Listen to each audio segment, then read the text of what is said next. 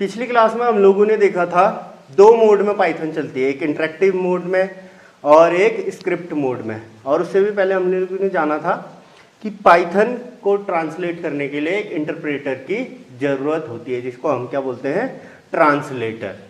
तो अब हम आज की क्लास में जानेंगे आइडेंटिफायर्स, कीवर्ड, कॉन्स्टेंट्स और वेरिएबल्स। देखो, जब आप कभी भी अपने दोस्त को बुलाते हो तो कैसे बुलाते हो?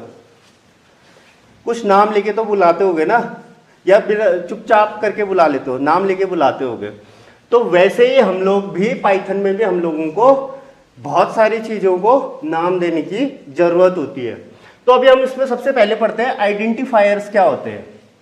देखो, आइडेंटिफायर्स नाम जो पाइथन में चीज़ों के, जैसे डिफरेंट वेरिएबल्स का हो गया, फंक्शन का हो गया, क्लासेस के लिए रखते हैं। अब देखो, आइडेंटिफायर आपने जैसे मान लीजिए कोई वेरिएबल का नाम रखना है तो वो नाम कैसा होना चाहिए, या किसी क्लास का नाम रखना है तो वो कैसा होना चाहिए। जैसा ये वैसे ही काम करता है कि आप लोगों का जब नामकरण होता है तो नाम रखने के कुछ रूल्स होते हैं, वैसे ही पाइथन में आइडेंटिफायर्स रखने के कुछ रूल्स होते हैं। अब देखिए, आइडेंटिफायर्स रखने के कुछ रूल्स में पहला रूल है हमारे पास, हमेशा ये क्या, अल्फाबेट कंटेन करेगा, नंबर कंटेन करेगा और अंडरस्कोर कंटेन करेगा। अंडरस्कोर बहुत इंपॉर्टेंट चीज है, ऐसे करके अंडरस्कोर जो नीचे पे लगता है उसका यूज होता है। देखो, नाम की शुरुआत जो होगी ना, वो कभी भी कोई डिजिट से नाम की शुरुआत नहीं हो सकती। आप अपना ही नाम लिख लीजिए, जैसे मेरा ही नाम है विपिन।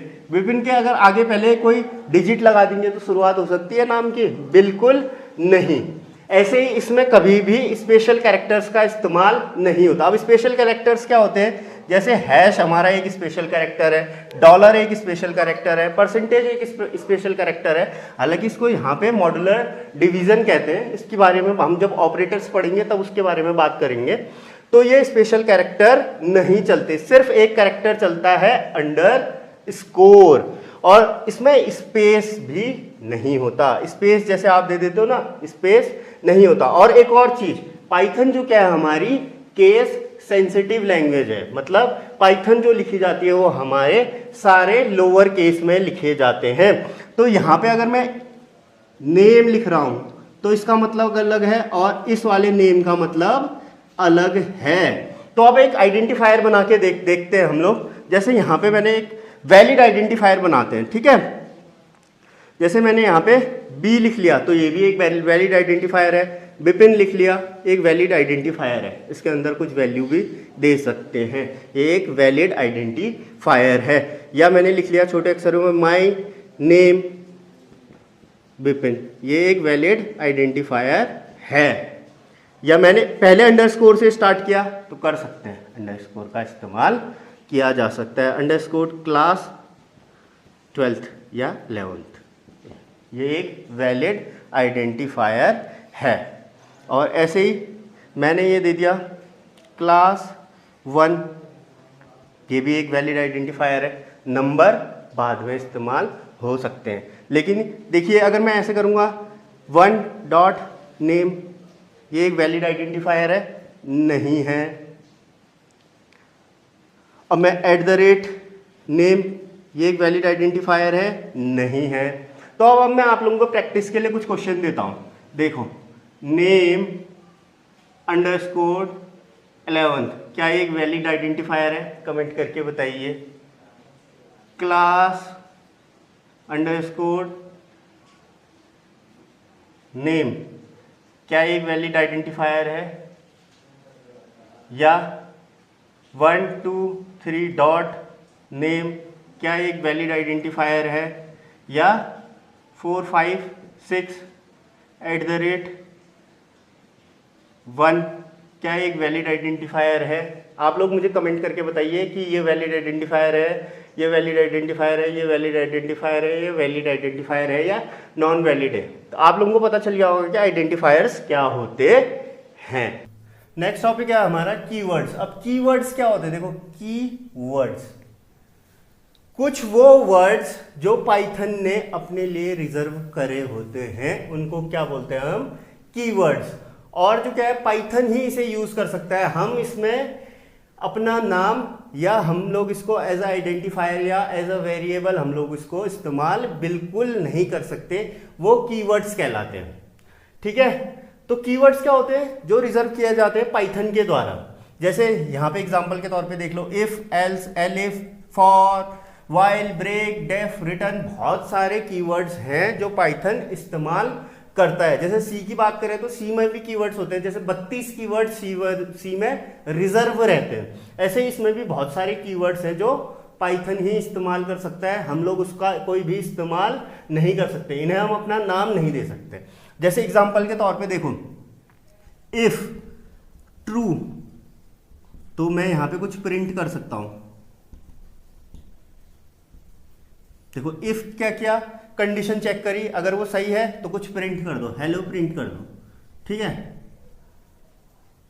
तो ये एकदम वैलिड होगा क्योंकि यहां पे पाइथन ने ही इस्तेमाल किया हुआ है। इफ भी एक कीवर्ड है, ट्रू भी एक कीवर्ड है। अब जैसे मान लीजिए मैं इसको ऐसे इस्तेमाल करना चाहता हूं, इफ इज इक्वल टू 5, तो ये बिल्कुल वैलिड नहीं है। क्यों? क्योंकि इफ यहां पे एज अ आइडेंटिफायर या एज अ वेरिएबल इस्तेमाल हो रहा है, लेकिन ये यहाँ पे इस्तेमाल नहीं हो सकता क्योंकि ये एक कीवर्ड है।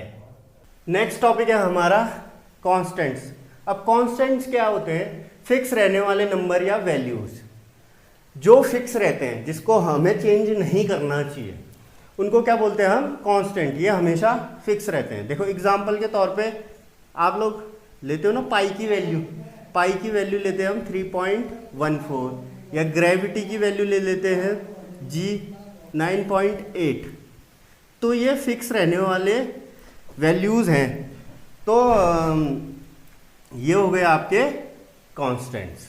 क्लियर हो गई बात? वैसे तो पाइथन हमारी केस सेंसिटिव लैंग्वेज है, सब चीज हम लोग इसमें क्या किस में लिखते हैं? छोटे में लिखते हैं। लेकिन कांस्टेंट्स के लिए हम लोग अपर केस में लिखते हैं। तो हम इस चीज को हमेशा याद रखना कि इसको हम लोग किस में लिख सकते हैं? अपर केस में लिख सकते हैं। वैसे हमारी पाइथन क्या है? Case sensitive. सबसे सब चीज जो होगा इसका सिंटेक्स होगा वो किस में होगा? छोटे में होगा। लेकिन एक कांस्टेंट हम इसको अपनी कन्वीनियंस के हिसाब से कैपिटल अपर केस में लिख रहे हैं।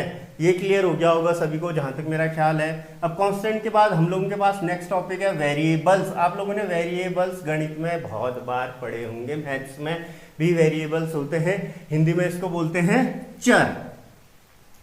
वो नाम जिनमें हम वैल्यूज रख सकते हैं, बहुत सारे वैल्यूज। अब इसको आप ऐसे समझ लीजिए, ये मेमोरी का एक ऐसा डिब्बा है जिसमें हम लोग डेटा को स्टोर कर रहे हैं। जैसे आपका स्कूल बैग नहीं होता, आपका स्कूल बैग है, आप स्कूल बैग में क्या क्या रखते हैं? बहुत सारी कॉपी रखते हैं, किताबें रखते हैं, टिफिन बॉक्स रखते हैं, कुछ ना कुछ डेटा उसमें स्टोर कर रहे हैं। देखिए जैसे नेम के अंदर मैं कर दे रहा हूं साहिल, ठीक, क्लास में मैं कर दे रहा हूं 12th, और फोन नंबर या सेक्शन में ले लेता हूं, सेक्शन में कर दे रहा हूं ए।